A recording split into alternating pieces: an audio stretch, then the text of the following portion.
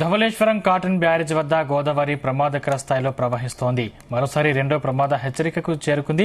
రాజమండ్రి వద్ద వరద బాధితులు గోదావరి లంకలోని తమ ఇళ్లను విడిచిపెట్టి 6 రోజులుగా పునరావాస కేంద్రాల్లో తలదాచుకుంటున్నారు.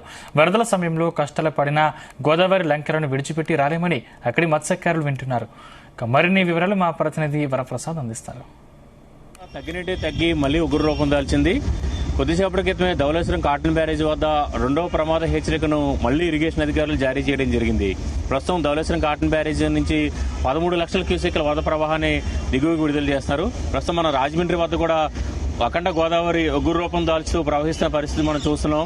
ఎగువ ప్రాంతాలు అంటే ధవళేశ్వరం వద్ద రెండో ప్రమాద హెచ్చరిక, అదేవిధంగా భద్రాచలం వద్ద ఎగువన మూడో ప్రమాద హెచ్చరిక కూడా గోదావరి చేరుకున్న నేపథ్యంలో ఇప్పుడు మొత్తం గోదావరి పరివాహక ప్రాంతం అంతా కూడా అధికారులు హైలైట్ గా ఏదైతే ఈ సహాయక చర్యలో పాల్గొంటున్న పరిస్థితి అయితే ఉంది. ఇది రానున్న గంటల్లో ధవళేశ్వరం కాటన్ బ్యారేజ్ వద్ద గోదావరి వరద ఇది రెండో ప్రమాద హెచ్చరికకు చేరుకున్న నేపథ్యంలో మరింతగా పెరిగే అవకాశం అయితే కనిపిస్తుంది. ఈ నేపథ్యంలో ఇప్పటికే చూసి కనుక గత వారం రోజుల నుంచి కూడా ఇక్కడ గోదావరి పరివాహక ప్రాంతంలో ఉన్న దాదాపు అంటే చింతూరు ఏజెన్సీ నుంచి ఇటు కోనసీమ లంక గ్రామం వరకు కూడా దాదాపు 200 గ్రామాలు కూడా ప్రభావితం కావడం జరిగింది. ప్రస్తుతం మనం చూస్తున్న ఈ గోదావరి రాజమండ్రి వద్ద గోదావరి మధ్యలో ఉన్న 3 లంకలకు సంబంధించిన ప్రజలందరినీ కూడా ఇప్పటికే సురక్షిత ప్రాంతాలకి చేరుకోవడం తీసుకొచ్చేశారు. ఇక్కడే ప్రస్తుతం అంటే గోదావరి రాజమండ్రి వద్ద గోదావరి మధ్యలో లంకల్లో నివసించే ప్రజలు మత్స్యకారులు వీరందరూ కూడా ప్రస్తుతం ఇక్కడ తీసుకురావడం జరిగింది. వారం రోజుల నుంచి ఇక్కడే ఉంటున్నారు. వీరి పరిస్థితి ఏంటో వీరు మాట్లాడి తెలుసుకునే ప్రయత్నం చేద్దాం.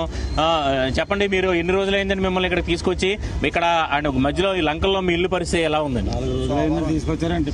ఎంఆర్ఆర్ గారు, పోలీసులు వీళ్ళందరూ కలిసి పడవలు వేసుకుని వచ్చి పెద్ద పడవలు యువతలు తీసుకొచ్చి కళ్యాణ మండపం ఇచ్చారు. రైల్వే స్టేషన్ గారు భోజనం 3 పూట్ల బాగా పెడుతున్నారు. పొద్దున్న టిఫిను, మధ్యాహ్నం భోజనం, సాయంకాలం భోజనం, టీలు అన్ని బాగా చూస్తున్నారు. ఇప్పుడు అక్కడ లంకల్లో మీ ఇల్లు పరిస్థితి ఎలా ఉండదండి? మా ఇల్లు అంటే ఇంకో 10 అడుగులు పెరిగితే మొత్తం పోతాయండి ఇల్లు. పడవలో సామాన్లు కొంచెం జాగ్రత్త పెట్టుకుని తెచ్చుకున్నాం. యువతలకి పడవలో సామాన్లు జాగ్రత్త పెట్టుకున్నాం. ఇప్పుడు మట్టికి ఇప్పుడు ఈ గోదావరి మధ్యలో ఉండడం ప్రమాదం కదా, మీరు అక్కడే ఎందుకుంటారు? ఇక్కడ ప్రభుత్వం మీకు ఇల్లు ఇస్తారని చెప్పి అంటుంది, అయినా కూడా మీరు గోదావరి మధ్యలోనే ఎందుకుంటారు లంకల్లో ఉన్నాం అంటే ఏంటంటే గోదావరి పక్కన ఉంటేనే మాకు ఫిషింగ్ బాగా జరుగుతుంది. టౌన్లో ఉండి వెళ్ళాలంటే వెళ్ళలేం. గోదావరి ఒడ్డునే ఉండాలి. మాకు ఎక్కడున్నా గోదావరి పక్కనే ఉండాలి. బోట్లు ఉన్నా కూడా మేము కూడా మనుషులు ఉండాలి. వల్ల అవి ఉన్నా కూడా ఉండాలి. మేము చేపలు పట్టుకోవాలన్నా టౌన్ నుంచి రావాలంటే రాలేం. అక్కడ మరి ప్రమాదకరం కదండి, మన పాములు కీటకాలు అవి ఉంటాయి. మీ పిల్లలతో అది ఎలా ఉంటుంది? మీకు అలవాటు పడిపోయారు? ప్రమాదం ఉందంటే మా తాతల కాడి నుంచి కూడా అక్కడే ఉంటున్నాం. అవి ఉండి కూడా అవి ఉంటాయి, మేము ఉండి కూడా మేము ఉంటాం. ఇంకా అంతే. ఇది ఇక్కడ రాజమండ్రి వద్ద గోదావరి లంకల నుంచి సురక్షితంగా ఇక్కడికి ఏదైతే పునరావాస కేంద్రాలకు తరలించిన మత్స్యకారులు చెబుతున్న పరిస్థితి. గోదావరి ఇంకా మరికొంత పెరిగితే మాత్రం ఇప్పటికి తమ ఇళ్లన్నీ కూడా కొట్టుకుపోతాయని కూడా చెప్తున్నారు.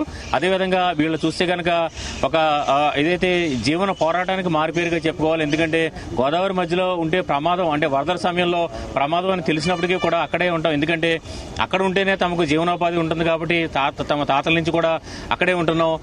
ఇదైతే అక్కడ ప్రమాదానికి కూడా తమ అలవాటు పడిపోయామని చెప్పి కూడా చెప్తున్న పరిస్థితి అయితే ఉంది. మొత్తం మీద వీరందరూ కూడా గత వారం రోజుల నుంచి కూడా ఇక్కడ పునరావాస కేంద్రాల్లోనే ఉంటున్నారు. ఇటు రైతులకు కావచ్చు, లేదంటే ఇటు కోనసీమ లంక గ్రామంలో నివసించిన వారికి కూడా ఇప్పటికే తీవ్ర నష్టం కూడా ఏర్పడిన పరిస్థితి అయితే ఉంది.